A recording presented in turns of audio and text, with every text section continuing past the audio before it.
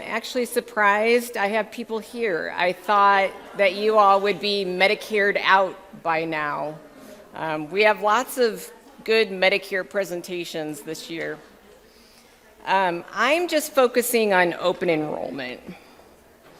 So I have a lot of slides. We're going to go through some of them very quickly. Some we'll focus on, but I'm kind of repurposing these from another presentation, and all the slides will be available to you afterwards. So let's just dig in.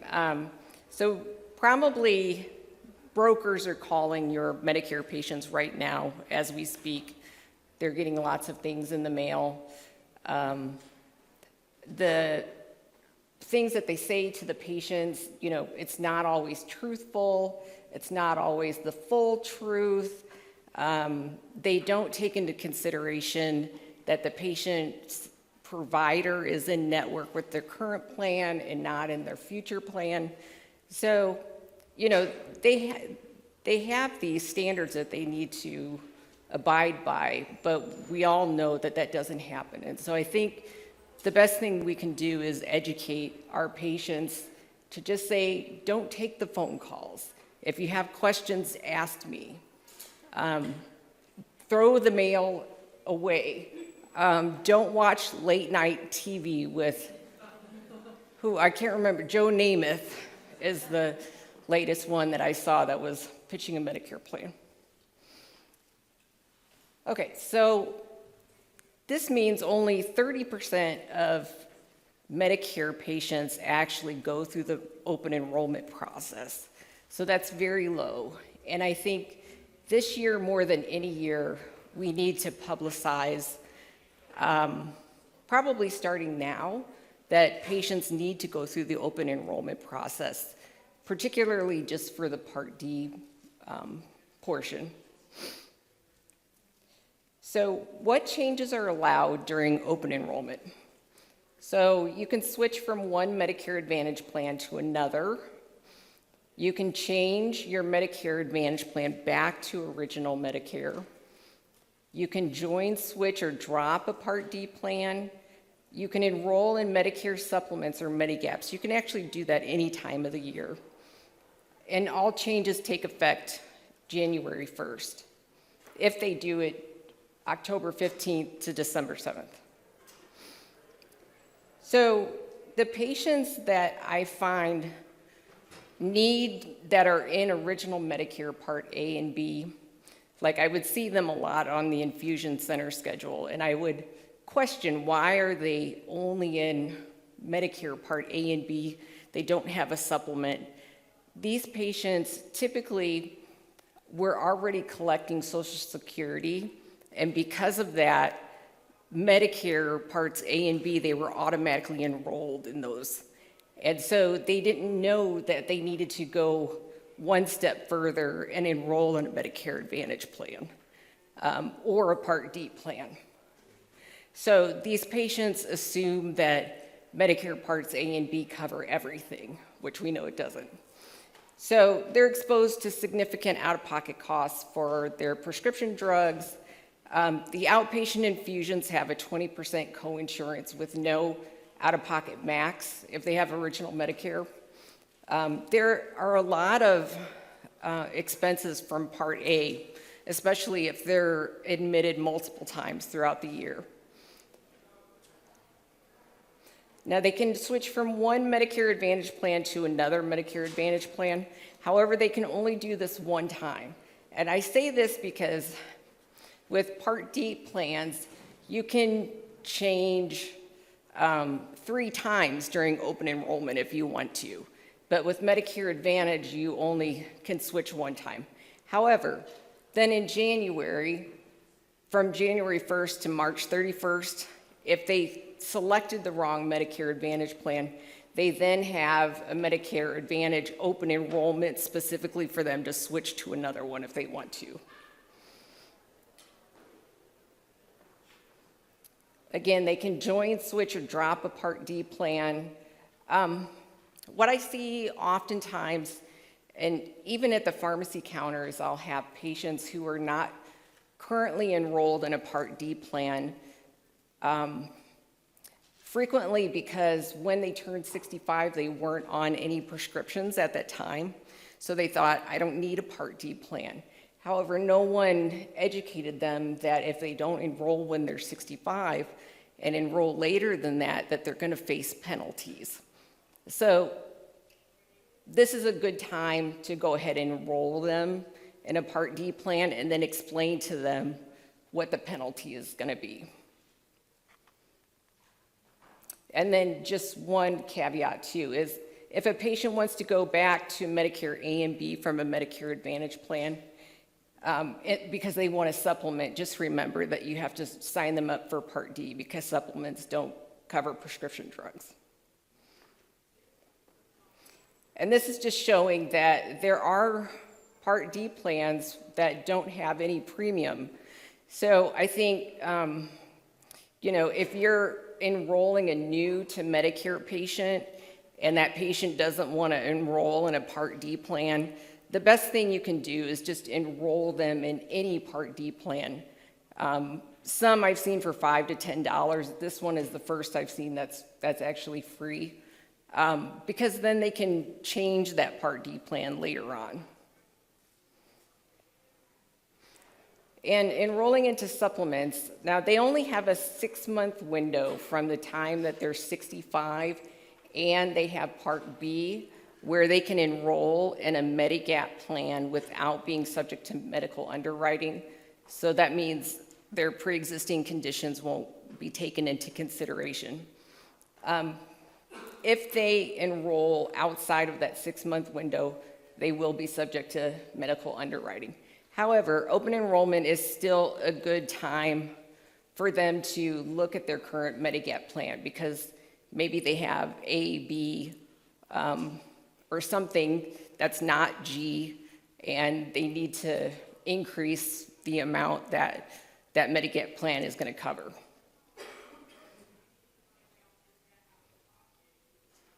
So first, they're probably right now getting those annual notices of change. They should arrive by September 30th, and this explains if any changes are going to happen for the upcoming year. Specifically, what the beneficiaries are usually very concerned about is their provider going to continue to be in network, and will their drugs continue to be covered? And then the other thing is insurance companies can actually just pick up a patient and put them in another plan and terminate the plan that they're on. So it's just something to be aware of.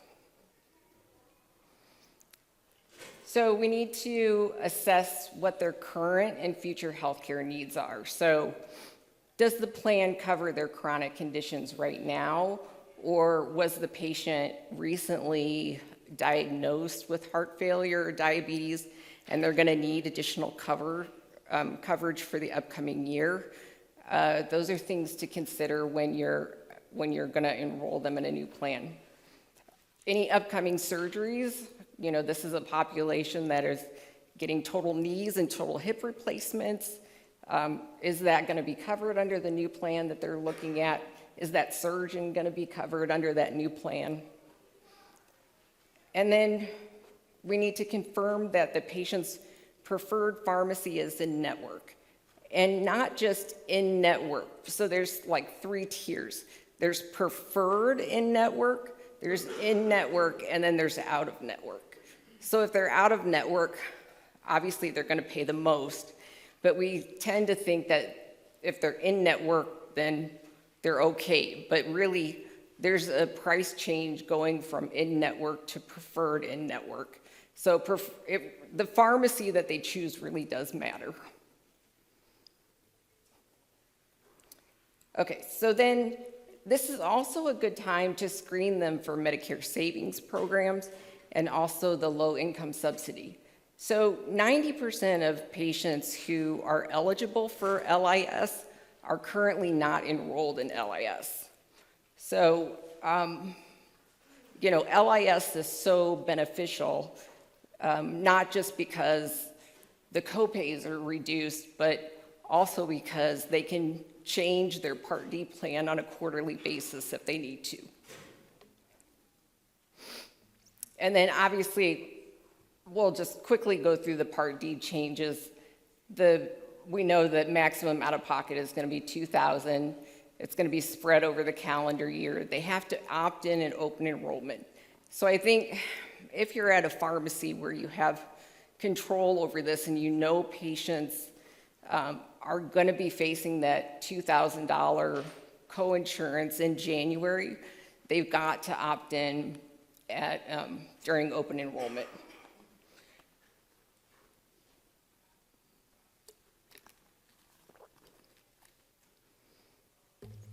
So again, no payments at the pharmacy counter. It's going to be billed to the patient monthly. At first I thought, how is this going to work? Are they actually going to pay their bills? But they do have to pay their Part D premium that way. Anyway, their Part B premium is taken out of their Social Security Administration check. And so if the patients don't pay their monthly bill, they'll be removed from the M3P, I think is the latest nickname. This is just showing like what the typical price breakdown would be if they enrolled during open enrollment and took effect in January. Then they would, anything that they incur after January isn't going to matter.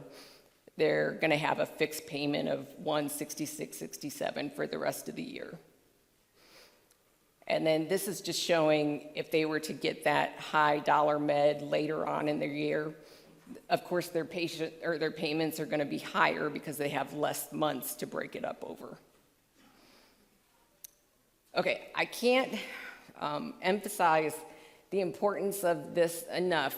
I wish I could have a session where I just go over the Plan Finder. So I have step-by-step slides in here to go through the Plan Finder, because the only thing the Plan Finder doesn't tell you is whether their provider is in or out of network. And for that, you have to call the plan directly or look on the website. Otherwise, so what I would do when I was at SHIP, which is the volunteer organization, is I had a monitor in front of me and I had a monitor facing the patient across from me. And then, you know, in Windows, you can extend these displays so they can actually see exactly what I'm seeing, and we can go through it together. And they can see the price breakdowns just like I can.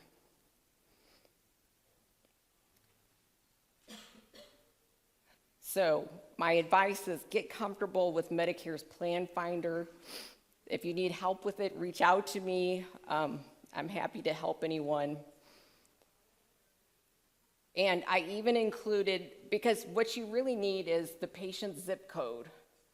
Actually, you can just type in any zip code and you can get started and look through the Plan Finder and kind of play around with it.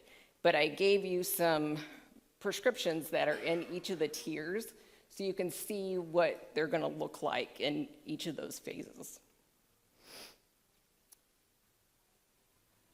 So I think these are all the Plan Finder slides. And then there's multiple ways to enroll your patient into a plan. Obviously, you can do it through the Plan Finder, which is the easiest way. They can contact the plan directly by phone or online through the plan's website, or you can go through a licensed insurance agent. And then if you run into any problems, I can't emphasize again enough how valuable SHIP is.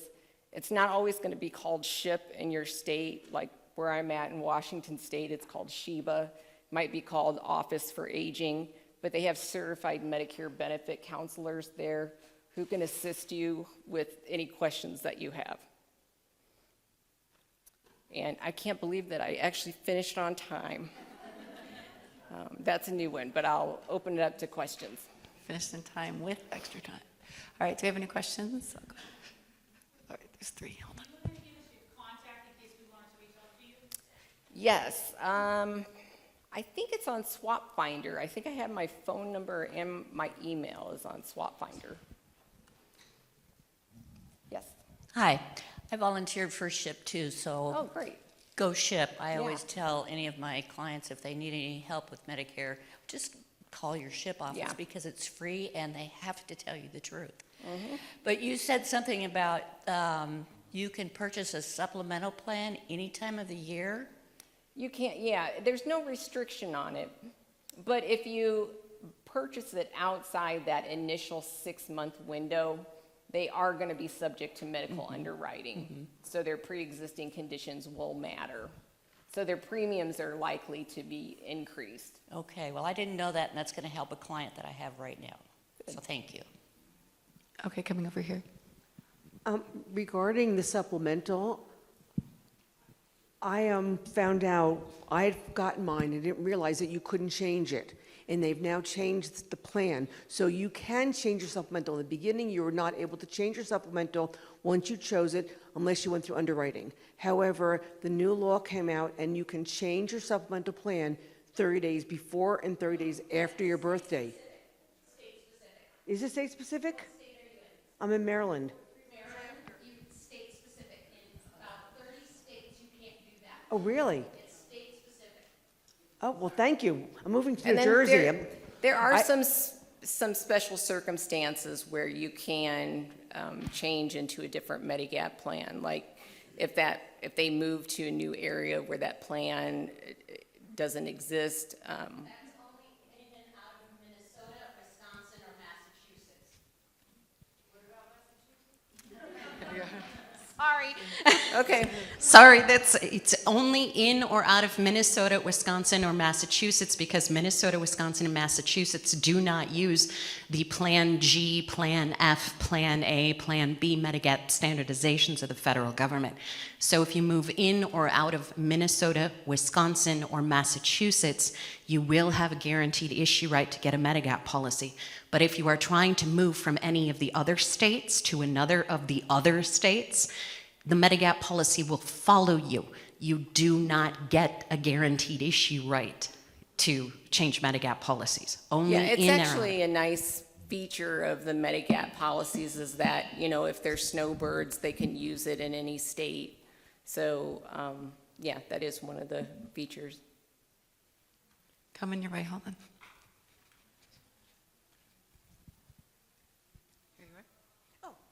Thank you. You don't mention the scam calls, Oh, especially for Medicare Advantage. Do you like your Medicare? Yes. right. Are you happy? Yes. Would you like more benefits? Yes. Would you like less premium? Yes. Okay. Humana, ARP, whoever it is, now has someone, a salesperson there, signs up that person, especially if they have cognitive issues. They're now transferred Right. without anything else. Right, yeah. And how are you, I mean, you I just have can to- fight it. I think others have to know too. You just have to, if you're like a personal, a private advocate, you just have to educate your patients. I just tell them, like, if they don't know who is calling them on their caller ID, don't answer it. Before you do anything, save your mail and let me look at it, let me review it, because, another favorite of mine is where I'll say like Humana sets up tents in Walmart and gets people coming in and out of the store, and they'll take them to the McDonald's inside of Walmart. And that's actually like a feature that will pull somebody into a different plan. So it's as easy as that. And, my mom is 76 now, and I constantly, she'll send me screenshots of texts or emails that she gets, and I'm like, it's a scam, it's a scam, it's a scam. They're scammed all the time. We have some patients that are turning 65 and they're still working, and then they get that dreaded letter that they have to choose a Medicare plan or else so-and-so. If they decide to they want to continue working, enjoy that commercial insurance plan because it has more benefits, what are the penalties and options that they have? Because sometimes they'll call me and they'll say, well, I guess I'll have to retire because I have to switch over to this Medicare plan. Yeah, no, so they do not have to enroll because if they're not collecting Social Security, they would have to reach out and enroll themselves in Part A or Part B. But if they have what's called creditable coverage, which is equal coverage to what Medicare would provide, then they can stay in that commercial plan. And then once they retire, then they can go ahead and enroll in Part B and Part A. They have to keep all documentation that they were insured. So if you switch jobs, keep documentation that you had credible coverage for as long as you are covered by your employer before you move to Medicare. My husband had it for 10 years, and I had to go back to like 4 different employers to get documentation that he was actually insured before they would let him be on Medicare. Yeah, that's a good tip. It also applies to Part D as well. So if you have creditable coverage for Part D, you don't have to enroll, and you won't get hit with any penalties when you do enroll. Did you say D as in David? Mm-hmm. Sorry. Thank you. Did you have a question over there? Oh, one right here too. By employer size too. So if you have a small employer, Yeah, that is true. Mm-hmm.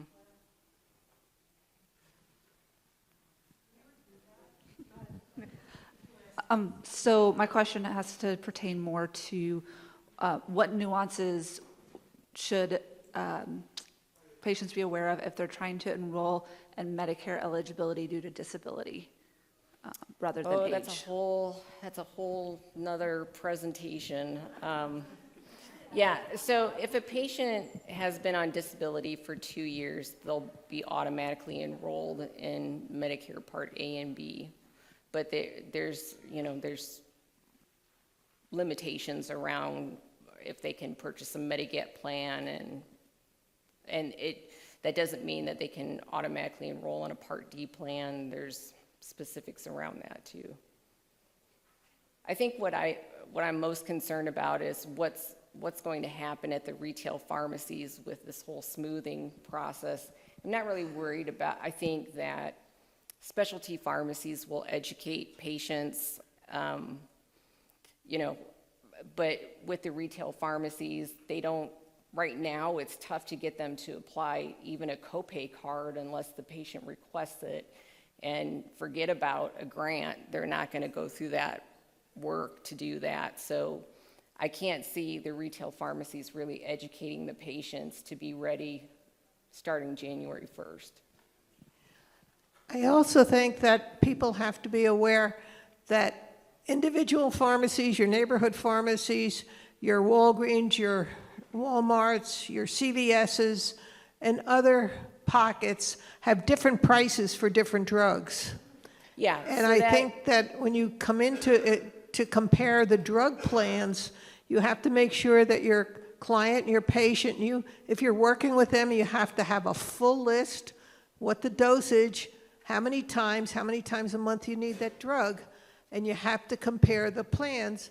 And I hate to say it, for mail order as well, because sometimes there's several, if there are multiple medications, you're talking sometimes hundreds of dollars a month. So the best thing to do is to create an account for them on mymedicare.gov, and then once you put in their prescriptions, it saves their prescriptions in there. You can make changes to it. But throughout the Plan Finder process, you can compare up to 5 different pharmacies, and you can include mail order would be a 6th. That's a little too confusing for me. I just look for the preferred in-network pharmacies because that's where it's going to be the cheapest for them. All right, any more questions?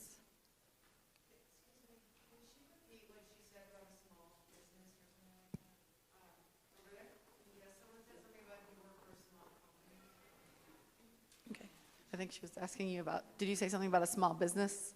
Yeah, okay, yeah. The credible coverage only pertains to certain size businesses. So whether or not you enroll in Medicare at age 65 is basically based on 5 factors. Whether or not you're receiving Social Security benefits, the employment status, whether you're actively working or not, the employer size, If it's an employer with 20 or more employees, you can potentially fully delay Medicare with no penalties or delays. If it's an employer with fewer than 20 employees, you have to get enrolled in Medicare Part A and Part B. If you do not, you will not have any functional health coverage.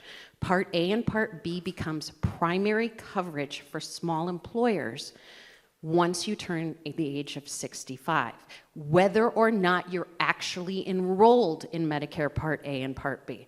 So small employers, you have to get enrolled in Part A and Part B. The last two things are whether or not you're receiving HSA or making contributions to a health savings account, and ultimately the cost and the quality of the health coverage, because just because you don't have to get enrolled doesn't mean you shouldn't. Excellent, thank you.